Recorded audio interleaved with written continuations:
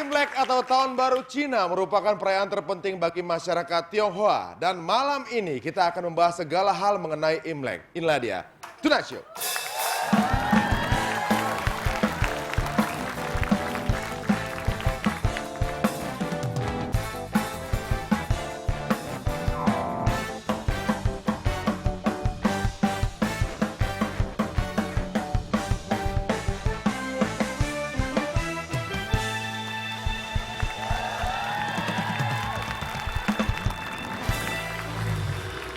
Ya, kalau melihat barongsai pasti kita langsung trimmes dengan namanya Imlek. Happy New Year. Happy New Year. Ampun nalai. Ya.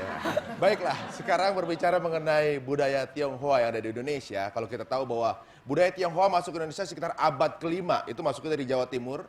Dan justru bangsa Tionghoa lah yang menyebarkan agama Islam masuk ke Indonesia. Yang disebut dengan Jalan Sutra.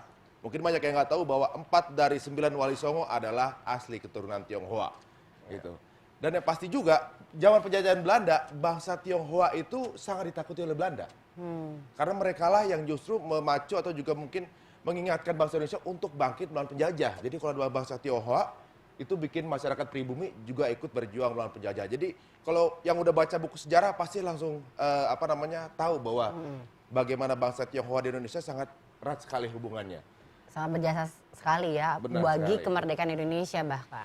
Makanya untuk yang zaman sekarang masih rasis berarti belum pernah baca buku sejarah ya.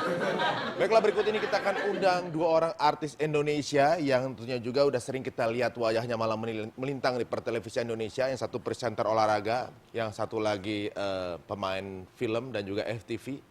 Dan sekarang ini mereka juga telah siap-siap untuk acara Imlek. Ini dia, Dion Wiyoko dan juga Franda.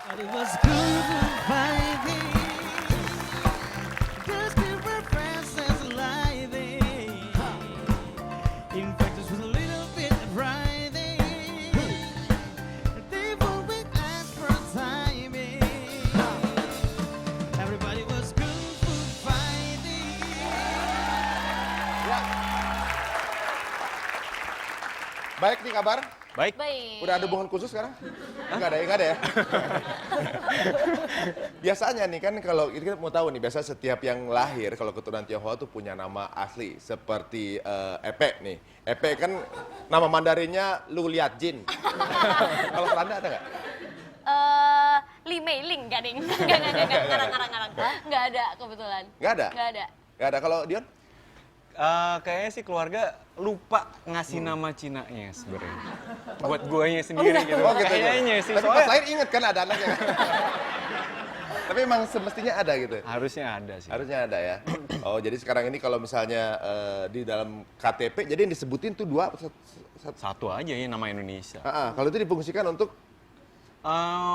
Biasanya sih buat, ya mungkin karena masih punya keturunan Chinese, jadi ya buat pegangan aja. Oh gitu, family tree gitu ya? Iya, kalau nggak biasanya di batu nisan. Biasanya kalau misalnya ada nama keluarga yang meninggal itu biasanya ada nama Cinanya gitu. Kalau nggak buat panggilan. Jadi Oma namanya Li Mei Ling, panggilannya Ling Ling gitu. Di rumah berarti namanya panggilannya Ling Ling. Acong, Akwang. Aku eteo deh kayaknya. Iya, salah.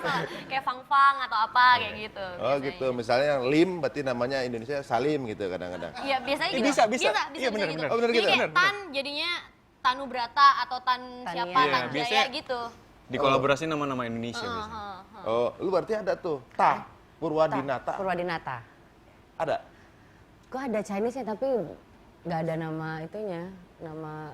Oh, tapi ada keturunan ya? Ada keturunan Chinese juga? Oh, oke. Jauh Pantas sih. kita mirip ya? Sipit gitu ya? Dia sipit. Jauh ya? Kalau gue juga ada nama Chinese ya. Oh iya? Ari Hoki. Oh. Selama dari kecil sampai sekarang nih, selama ngerayain Imlek, ada tradisi apa sih yang nggak pernah bisa dilupain dari zaman kecil sampai sekarang? Diterima duit lah. Ampau. Itu peraturan yang terima ampau itu apa? Misalnya harus yang masih Harus Yang masih berkeluarga. lajang.